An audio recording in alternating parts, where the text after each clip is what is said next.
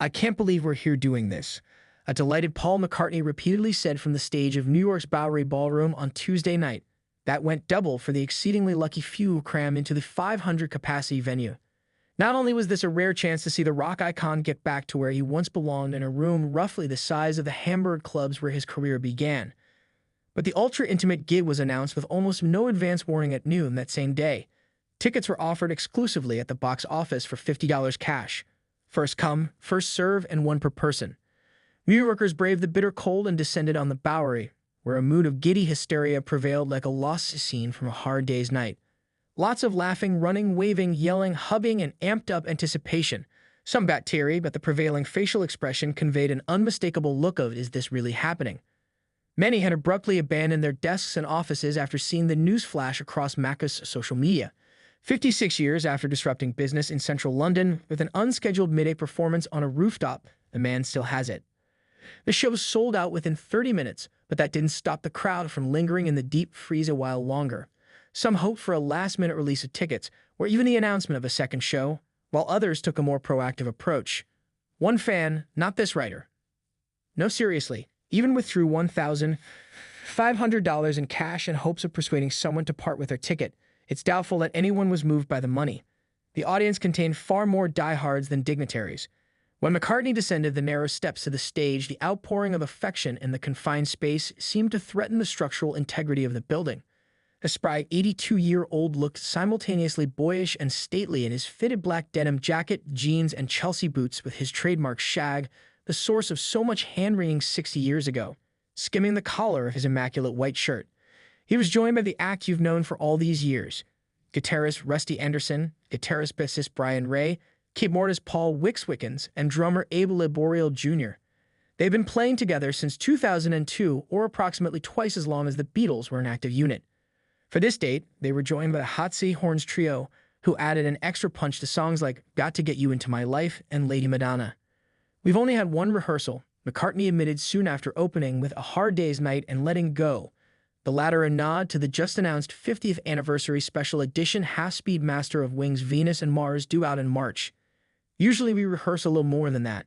Even so, they were clearly still tour-tight. The last show they played was December 19, when they wrapped their 23-date European trek at London's 20,000-seat O2 Arena. Watching them adjust to a significantly smaller stage at the Bowery Ballroom was uniquely charming, since it didn't take a body language expert to tell that they seemed ever so slightly cramped. The close quarters meant that McCartney could actually joke around with individual members of the audience, a rarity since he graduated from lunchtime sets at Liverpool's Cavern Club 6 decades earlier. The rowdy crowd took advantage of the proximity by being unusually chatty. These shouts ranged from expressions of love, "I love you too," to one overly refreshed guy who echoed every line of McCartney's stage banner by bellowing, "Yeah, you'll say yeah to anything." Some even shouted irreverent requests for the most obscure entries in the Macca canon. "There's always old folks looking for deep cuts," he replies before admitting that sometimes he hears tracks played on the Sirius Beatles channel that even he doesn't remember. A request for 1980s proto-techno Temporary Secretary draws a big laugh from McCartney. "Can we work that one in?" he asks his band. No dice, sadly. The set itself was a streamlined version of the one they've perfected over the last 2 decades on the road, spanning from 1963's From Me to You, the first official No. 1 McCartney ever wrote, to 2023's Now and Then, the much-touted Last Beatles song, which recently earned the Grammy for Best Rock Performance.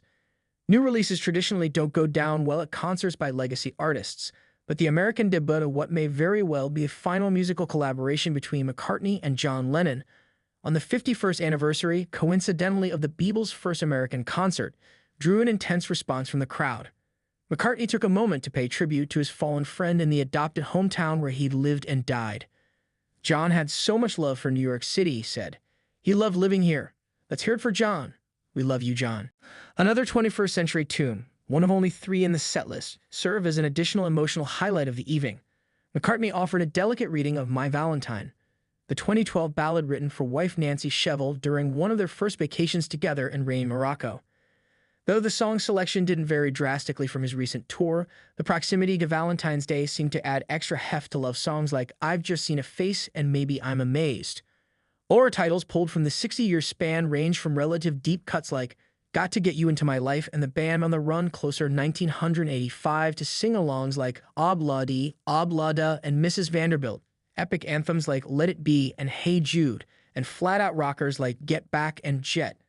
Acoustic numbers were especially impactful in the scaled-down space. A solo run-through of Blackbird momentarily transformed the ballroom into a living room as McCartney stood downstage lit by a single spotlight. He recounted the origins of the song as a message to those fighting for civil rights before going on to detail an incident on the Beatles' first U.S. tour in 1964 when they refused to play a concert in Jacksonville, Florida, after learning that the venue was segregated. The practice was unfamiliar to the Fabs and left them shocked. The show was ultimately integrated. "We were so innocent," he said while marveling at their tender ages at the time. "I've now got grandchildren older than we were. Watching him perform from a dozen feet away, it's tempting to study his face and try to get a read on what's possibly going through his mind as he sings these Beatles classics. The closest guess can best be articulated as whatever the opposite of re-traumatized is. These songs appear to have a restorative effect on McCartney, as if he draws from the same well of youthful energy and happy memories that all Beatle fans do upon hearing their music. It's nice to think he does, at least. No wonder he never stops. Neither have his fans, who seem to grow younger every year." Late in the show, a lone woman's passionate shriek activates something in McCartney. "Hey, that was a Beatle scream." He remarks with a grin, "Oh, let's go. Let's hear your Beatle screams." What could have descended into corny stick becomes strangely moving when everyone lets loose with an ear-splitting wail. It's as if we're part of a continuum dating back to the earliest days of Beatlemania, participating in a time-honored tradition. The combination of that man and that sound is just as electrifying as it ever was. McCartney nods his approval. "I can't resist." The band closed with their equally traditional closer, the finale of Abbey Road, complete with show-stopping three-way guitar duel. "That was a blast," McCartney says after taking a bow. "And you were the blasters," as the dazed crowd wandered out into the snow. A question hung in the cold air. Could this be the start of something? A tantalizing tease of something more to come? A new album, or perhaps a tour? Maybe even a string of surprise club dates? Eagle-eyed fans notice that a concert originally scheduled for the following night at the Bowery Ballroom has been moved to a different venue at the last minute, and the concert merch just says February rather than an exact date. Long before anything is official, fans begin lining up outside the venue at 8 a.m., just in case. A second show is eventually announced at 10 a.m. It sells out in less than 30 minutes. Even if it's just a one-off or two-off, it was more than enough. For the lucky few who woke up Tuesday morning without the faintest notion that they'd spend dinner time being serenaded by Sir Paul McCartney, it was a welcome reminder that you never know when a little magic will come your way.